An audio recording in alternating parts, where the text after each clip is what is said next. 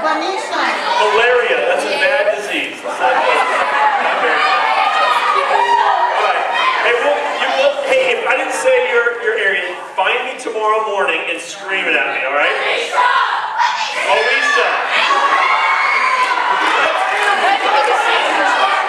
Vanisha? Not as good a show, but great. That's a great place to be for sure. Hey, real quick, I have the awesome opportunity to share with you all weekend. I'll be, like 6 or 7 messages over, an hour and a half each time we get together. So sit back. I'm kidding. It's always the best thing to start out with that. Somebody's like, really, an hour and a half? That's a long time. That's maybe too long. No, it won't be. It'll be only like 55 minutes. So, but first, you don't know me very well, and I don't yet know you, but hopefully in the next 48 hours, we're gonna be able to meet each other and find out a little bit more about each other. But first of all, for me, I want you to know that when I show up here, I don't show up alone. I bring people with me. Not physically. My wife and my 2 kids aren't here. Isn't that sad? Isn't that sad? Isn't that sad when you wanted something so bad to just pop up there and go, oh, your family is like, no. All right, so tomorrow we'll show pictures. But my wife, Janie, this is our 20th year of marriage. Isn't that crazy? I got married when I was 9 years old. Exactly, I know. And we have 2 kids. I have a daughter, Paige, who's in the 8th grade. Oh, look, a lot of girls named Paige. That's great. And I have a son, Joel, who's in the 5th grade. There you go, Joel's. All right. And I live in Portland, Oregon, and I work for Young Life. And so this is my job actually to come and talk to you guys and tell you a lot of fun stuff. So there we go. How's that? Let's get into it. Does anybody do anything last Tuesday? Anything fun last Tuesday? I love this. You guys are so amped up. All I say is a day of the week. Tuesday! Yeah! Oh, what's Tuesday? I don't know. Tuesday. How about this? Valentine's Day. All right. Here we go. This is Valentine's Day. Some people love it, and some people hate it. Why is that? Why do you think that is?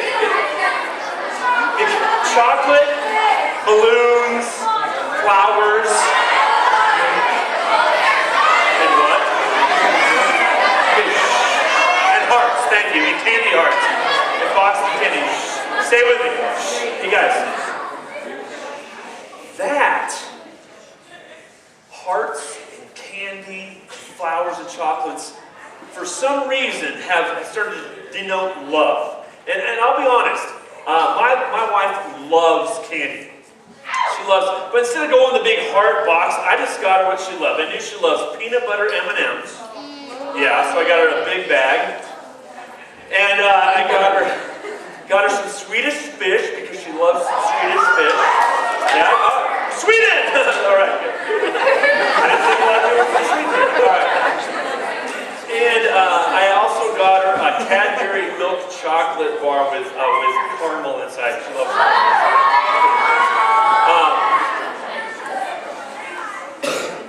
But are those things really true love? No, they're not. I think, for me, I know one thing. When I think of love,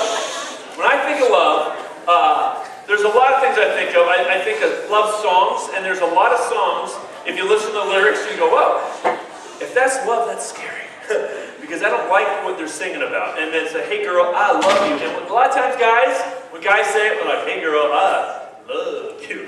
They're not really talking about love. They're talking about something else. And so, yeah, it'd be the word lust. It's another L word, but it's like I want to get, right? That's not love. So here, I want to give you a definition. So see if you'll hold on to this. This is exciting. A true definition of true love. Seeking the highest good for another person. All right, here we are. Ready?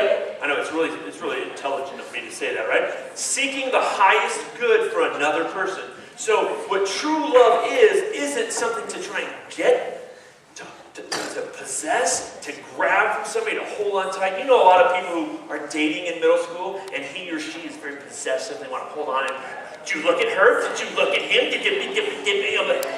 That's not love. That's possession. All right? True love is not about being possessive. Yeah, everybody knows a friend that's like that. But true love is seeking the highest good for somebody else. So for me, and my lovely bride Janie, for me it was that Valentine's Day. I was like, how do I serve her best? How am I going to love her the best? And I know that if I gave her balloons, big deal. If I gave her flowers, a bunch of flowers, big deal. But her love language is coffee. Yeah, that's true. And so what I did, she's a teacher at a school, and she works with some great young gals and at an elementary school. And so I showed up at her school with her favorite drink. It's a caramel macchiato. Which I don't even know what that means. I'm just speaking Italian. Italian! What a great group, you know. It's like 7! Yeah, all right, good. I'm 7 too. All right. So I brought her a caramel macchiato, and I showed up, surprised her, stood there in the cafeteria with this drink, and she turns around and says, "Oh, it's my husband," and she ran over and she's like, "What are you doing here?" I'm like, "I love you." And for me, giving her something that she loves so much was my way of saying, "I love you." Not, "Hey, what can I get? I'm going to do all these things." No, I know her. I know her loves. I know what she likes and dislikes because I've taken the time to get to know my wife. That's true love, right? Seeking the highest good for someone else. Oh, yeah, exactly. You got to hold on to that, all right? Seeking the highest good. Especially you ladies, when a guy's like, "Hey, I love you," you're like, "All right, I'm going to teach you how to seek my highest good." Get out of here. To the curb. Okay. It works, it really does. So seeking the highest good for another person is one way to show them love. And we're going to talk a lot about love. We talk about God's love and stuff like that. And I think if we don't set it up right first, and when I'm talking about God's love, I'm saying He's seeking the highest good for others, for us. And so if we understand that real definition of what true love is, then it'll start to make sense. All right. We're going to talk real quick about worth. And this is why. Because in middle school, you're kind of in this spot where you're not quite driving. You're not old enough to have a job that pays, unless it's under the table. I feel like I had one of those. And you're kind of in that place where you're not a kid. You're an adolescent. You're growing up. You're in the middle of turning into an adult, and you're trying to figure out your world. But the crazy thing is our culture, our world, would say you guys aren't really worth a lot. Yeah, isn't that crazy? Yeah, right. And it's not nice. I'm not saying it. In our culture, here we go. There's something called net worth. If you don't understand what net worth is, when I was trying to get a house and I wanted to apply for a loan, they figured out my net worth. So they said, "How much do you own? How many cars do you have? How much debt do you have?" And literally, I had to spill all my guts and all of our financial stuff for these people behind the desk going. And so I had to tell them everything. I have this much. I don't have this. I have this. I have this. And they, at the bottom of this piece of paper, was so weird and kind of made me feel cheap. Was they said, "This is your net worth. This is how much you're worth." And I was like, "Whoa, that's okay." Until I realized somebody else will walk in and ask for another home loan, maybe for his $1 million mansion, and finds out how much he makes. Maybe he might make 10 times as much as I make, or 30 times as much, and owns 4 more cars than I do, and have this and that and the other. And at the bottom of a sheet, he holds it up, and his net worth is $4.3 million, or $40.3 million, or as Bill Gates is worth, $90 billion. So in our culture, as adults, more you have, the more you make, the more you're worth more. And people esteem you higher, make you, look how great they are. I want to be like. I want to be like. The hard part is, if we don't make a lot of money, or if we don't have a job, it's easy in this world to start to think, I'm not worth much. I'm not worth anything. And I want to say tonight, if you don't hear anything else I say, that is a lie. And the God of the universe says you are worth more than the whole world. God says that what profits somebody, what does somebody make if they gain the whole wide world and lose their own soul? So what he's saying is, your soul, who you really, really are, is worth more than the whole world. So you need to hear that as a 6th grader, 7th grader, 8th grader, 9th grader. You need to understand, whatever grade you, in God's eyes, are worth more than everything. On my way here, I have a friend who tweets. Yeah. No, he actually uses that's what he does. No, he actually, with his thumbs on his phone, he tweets. And he tweeted something that broke my heart. And maybe some of you guys might be in the same boat, or have friends that are in the same place. He said, my mom just told me that I am an accident. Okay, so you feel like I felt. and I read that. So by the way, he didn't just tweet that. He didn't send that to me. He sent that to everybody he knows. All of his friends now know that he feels like he heard from his mom that he's an accident. And I don't know, no raise of hands or anything, but with the number of people that are here, there's very possible that he is not the only person whose mom or dad has told you, you're an accident. You weren't supposed to be here. Here's the truth. There are no accidents. Every one of you is supposed to be here. Isn't that awesome? Now, how can I say that? Here we go. Let me show you something. Everybody know what this is? Yes, it's moolah and it's money and it's green and yeah. It's a $20 bill. All right, here we go. Let me ask you, what is it really though? I know it's a $20 bill, it's money, it's cash. It's paper, right? It's paper, it's a cloth paper. It really is paper, but it has cloth properties in it. Correct. It's a clothy paper, but it's not a papery cloth, all right? So it's fibrous paper, and it has what else on it? Ink, all right? So it's just ink and paper. But for some reason, it's not just worth the same as any other ink and paper. It's placed a value on it. Okay, who says that this is worth $20? The government. Who? Did he really say that? The Treasury, kind of. You say it? Who said that? Here's the answer. The person who took the metal plates, a plain old metal plate, and took a little engraving tool and engraved little teeny things, and he did the White House on the back, and there's a beautiful portrait of the White House, and trees, and people standing there going, what's up, White House? And and it says, in God we trust, and there's 20s all over in here, and there's little teeny etchings, so you can't just make it up yourself. And it says 20, US 20, as it goes like this. It has an eagle, a blue eagle. Then it's got, who is this?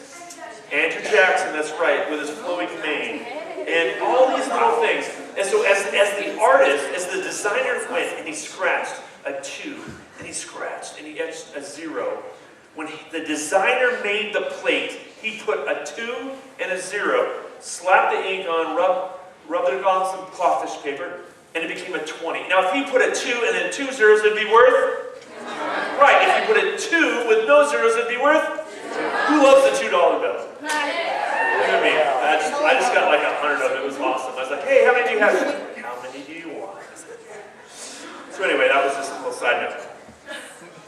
But the designer, the person who took the time to etch and create and all those things. Now, this piece of paper is made in the mint, okay? The guy sits there with a button and he pushes 20s, and all of a sudden 20s start getting rolled out, and they cut them down.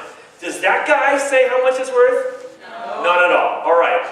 So not the maker, but the designer, okay? This is key. Moms and dads are the maker, but not the designer. Does that make sense? I'll tell you. This is it. I have 2 kids. I did not choose their height. I did not choose if they'd have 1 eye or 2 eyes. I did not choose if they had 10 fingers or 10 toes or 20 fingers or 20 toes. I didn't pick anything. All I did was at a very small part in the whole process as the maker, right? I just wanted to see if you're listening. But in the midst of that 9 months, that each of my kids, in the midst of that 9 months, God was designing each of my children. The Bible says He knits us together in our mother's womb. That He says, you will have this, you will struggle with this, you will struggle with this, you won't be good at this, but you'll be fantastic at this. You'll be this, and you'll be this, and you'll be that. He designs you, He etches you together. He says this, and the 2, and the 0, and the 0, and the 0, and the 0, and the 0. And when you come out, this is why there are no accidents. None of you, or my friend Daniel, is not an accident. God says there are no accidents. You need to understand that. And Jesus showed that there aren't accidents. He dealt with a lot of people as He walked this earth. And He met them in their hurt, and He met them in their pain. And I'm going to tell you about a couple of them right now. Real quick, He says, a man with leprosy came to Jesus and begged Him on his knees. If you are willing, the man with leprosy, I'll call him Larry. Is that okay? Because Bible doesn't give him a name, and I'd rather call him a name than the leper. It's not like, hey, you the weirdo. I hate when people do that to me. Hey, you the weirdo. It's like, it's him. I have a name. So we'll call him Larry. So Larry came to Jesus and fell on his knees. He falls on his knees and says, if you are willing, you can make me clean. If you are willing, you can make me clean. Here's the backstory of Larry. See, in his culture, he had this disease that made him stand out. Everybody knew he had leprosy. Everybody knew he had this disease. And they treated him horribly. Here was the law. Not only could he not step up to Jesus and say anything, he was supposed to be across the street, way in the back, yelling, unclean! Unclean, I'm dirty, I'm gross, stay away from me. I have this disease. Hey, everybody, stand away from me. How do you think he really felt on the inside? Horrible. Everywhere he went, I'm unclean, I'm dirty, I'm gross, stay away.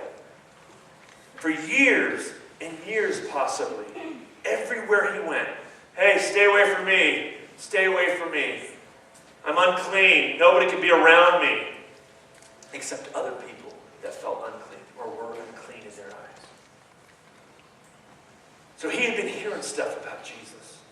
Larry had heard he'd been healing people. And he was giving people worth when they felt worthless. So Larry sees Jesus coming down the road and he's in the back. He thinks there's no way, this is my only shot. So he runs across the street, falls to his knees, and says, if you are willing, you can make me clean. So he puts it right on Jesus. If it's up to you, it's up to you, God. You can do it. You can change me. And this is what was so awesome about this. Because the other thing that lepers, or Larry, people like him, they couldn't be touched. They couldn't handshake. They couldn't high five. They couldn't anything. No hugs. Just stay away. You don't want this disease. So when he steps up to Jesus, this is what Jesus does. It says, filled with compassion, Jesus reached out his hand and touched the man. And my picture of that is, as Larry kneels before him, he leans forward and puts his hands maybe right on his cheeks. For the first time in a long time, he felt the touch of another person. and looked him in the eyes and said, I am willing. Be clean. I am willing, Jesus says, to Larry who felt so dirty.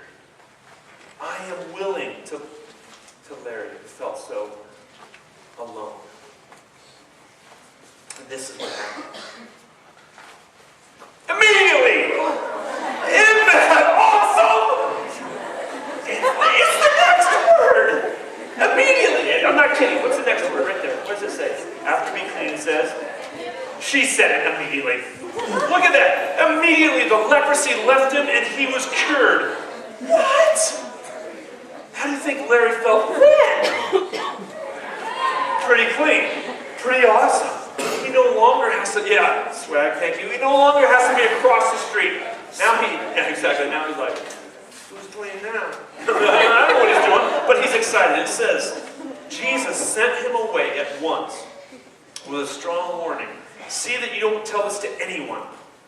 But go, show yourself to the priest and offer sacrifices. He says, go do the spiritual stuff you're supposed to do, but don't tell anybody. Has anybody ever told you not to do something and immediately you're like, I'm going to do it? This guy, hey, don't do this. Oh yeah, I didn't do it. Well, let's see what happens. It says, instead, he went out and began to talk freely, spreading the news. As a result, Jesus could no longer enter a town openly, but stayed outside in the lonely places. Yet the people still came to him from everywhere. So Jesus heals Larry. Larry has a whole new life. And Jesus said, hey, just chill out on that whole thing. He's like, chill out, are you kidding me? I don't have to scream I'm unclean. I get to wear my new Nikes. I get to just go on all over. What do you mean don't tell anybody? Don't, just relax, Larry. It's all right, just don't tell anybody. And it says he went out and told everybody. The next verse says, a few days later, I wonder what's been happening. Larry's been telling everybody. A few days later, when Jesus entered Capernaum again, the people had heard that he had come home. So many people gathered there that there was no room left, not even outside the door. So it was like this, except that there was 73,000 more people here. And people are standing on top of that thing and that thing. And I would say bleachers. That's not really a bleacher, that's a thing. Boxes. Yeah, the sky box is full. And everybody's standing and it's just packed. And it says this. Jesus was preaching to him. Some men came bringing to him, we'll call him Peter. No, let's call him Matt. All right. Some men came bringing to him a paralyzed guy, we'll call Matt. Carried by 4 of them. All right, so 4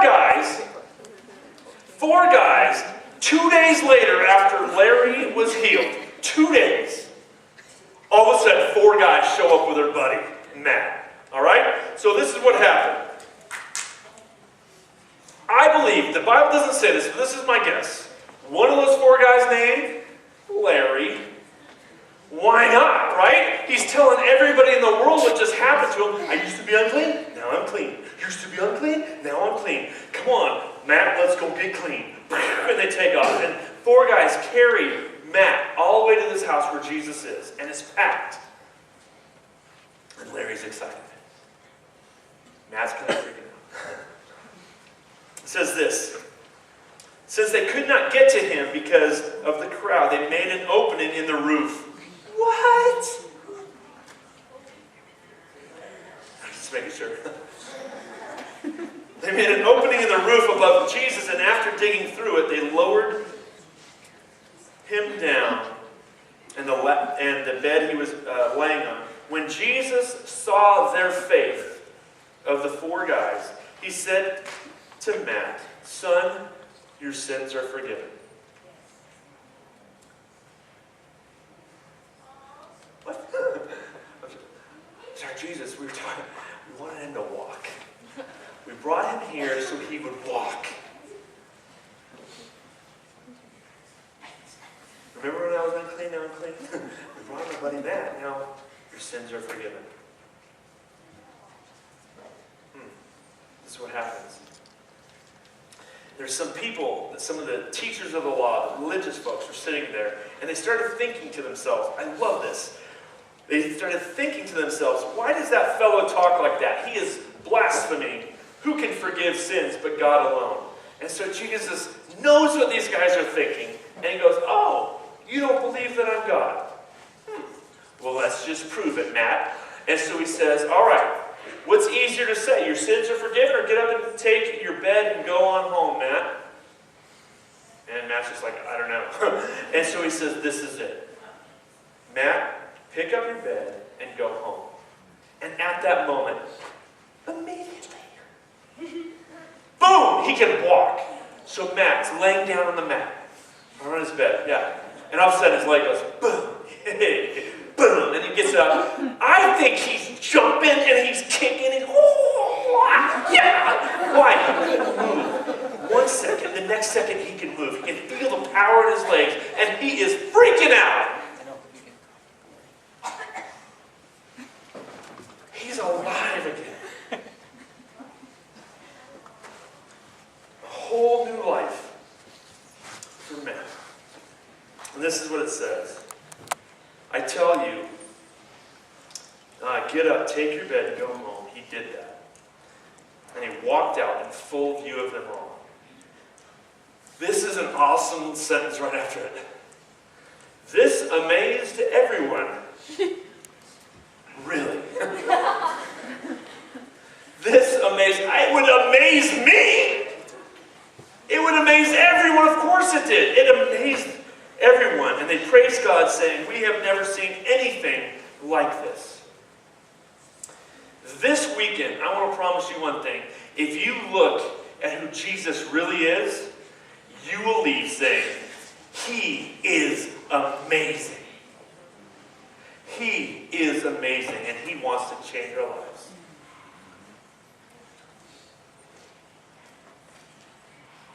All right, I'm going to pray, and we have something special for you right after this. Jesus, thank you so much for telling us that we are worth the whole world. That you know us in the midst of our pain. You know us in the midst of our fear. You know us in the midst of our screw-ups. You know us in the midst of our hurt, our rebellion, our all that. And you love us. And you want to speak truth into our lives. So God, help us to be real, to be honest, and to be ourselves. In your name we pray. Amen. Hey, real quick, let me just set up. What we do after club is what we call a wildlife club. What we're going to do after this is we'll go and hang out in our cabins or in a place near our cabins and have cabin time.